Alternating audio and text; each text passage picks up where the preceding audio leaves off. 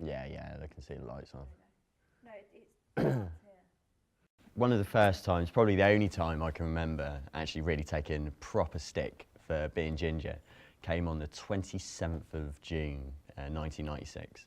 Now, I remember that date not because I got savagely beaten up, but more so because the night before, on the 26th, a bloke called Gareth Southgate missed a penalty for England against Germany, which knocked us out of the semi-finals of the Euros. Now, being called Tommy Southgate and being a lad with red hair, I just knew that the next day at school was going to be an absolute nightmare. But my mum made me go, and I got through most of the day okay at school. There's no problems. The problem came when I was walking back home through the Crouch, which is like a recreation ground in Seaford, where I'm from. And about 6 lads jumped me and really kicked the shit out of me. And the thing that sticks in my head were the words that they were saying more than the boot that they were kicking in. Which was stuff like "Southgate, you ginger bastard," all that sort of fare. So that was the first time that I realised that having ginger hair was actually a bit of a problem. All right, robbing cunts in places like this, I tell you. Fucking 10p a litre more than anywhere else. Tommy, where are we going?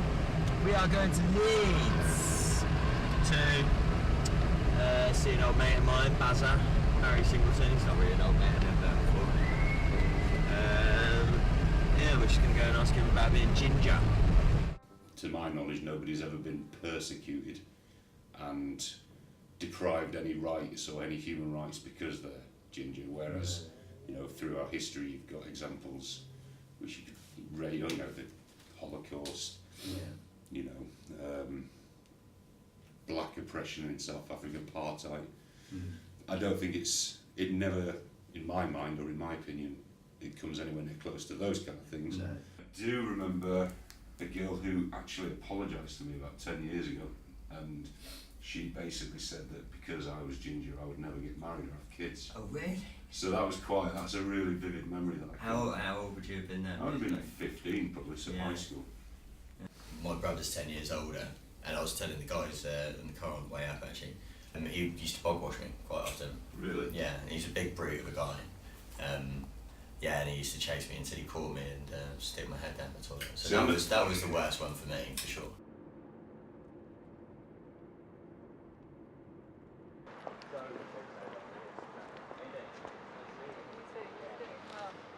This is George, director. Where is the line between a bit of banter and bullying? Yeah. And I think if you can recognise that somebody doesn't like the way that you're talking to them, and you stop, then that's fine. Yeah, so I thought for opening shot, what we could have is like a triangle of ginger-headed people set up like bowling pins, and then somehow sort of like have a follow shot, like this massive bowling ball just rolling down the alley, just smashing, knocking them down. Good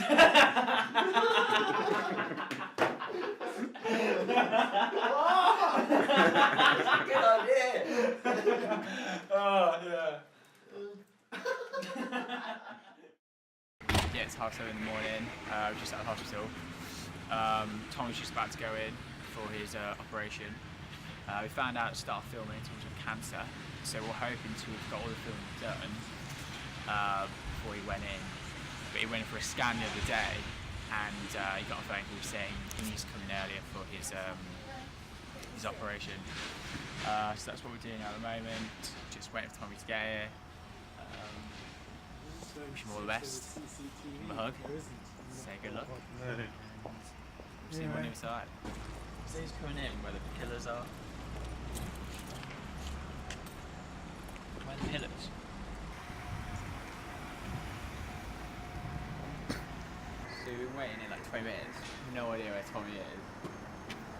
He was meant to be in surgery. He was meant to be in hospital at 7:30. He texted me last night saying he went out. So I don't know if he's missed his appointment.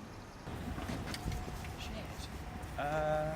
Eric, do you know where the front entrance is? Hang on. Do you know where the front entrance is?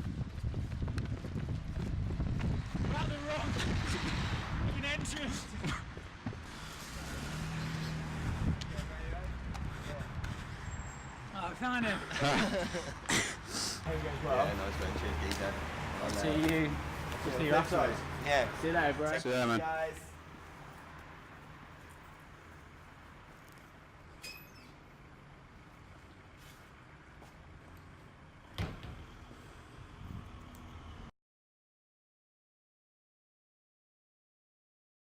So Tommy had his operation the other day.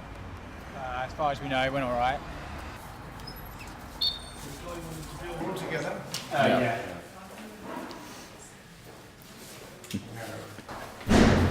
Yeah, I can't think where it is at the minute. Off the top of my head, Prescott.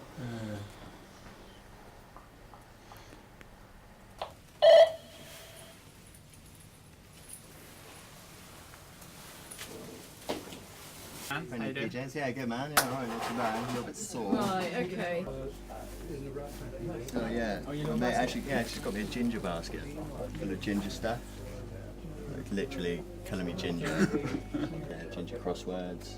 Quality. Did you get any oranges? Yeah, there's an orange in there. There's a ginger bouncing ball somewhere. Go in with the keyhole things there and then like chop all the shit out.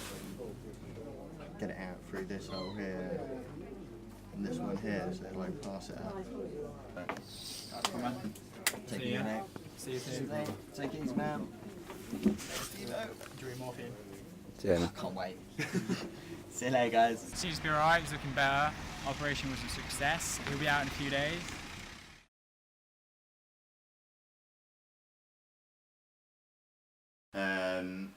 Was thinking about maybe doing like a ginger discount card. That geezer, I think, is up in Aberdeen or somewhere in Scotland, and he just made himself up like a little fake store card, like a store discount card, but it was just like a general ginger discount card. You went into a shopping centre or something, and he actually managed to get like himself 10% off from like a couple of shops. So I thought that'd be quite a cool thing to try. Yeah, yeah. But like, might as well just do like 20% on it. might as well, because there's no point in this, is there? 20%. Well, it's like 10p, like off the Mars bar or something, isn't it? Yeah. So Do you reckon it'll work though? probably not.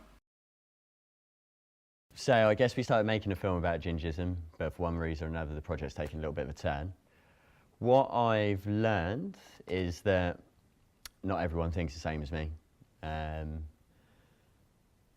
Not everyone agrees that gingism is racism, which I was a little bit shocked about. What it definitely is, though, is still definitely a form of prejudice, and a socially accepted one, like I've said many times. I think what we all need to do is just think a little bit about how we make each other feel. And if we did that, then the world would be a little bit of a better place. Peace and love. That's the message. Fuck, am I on?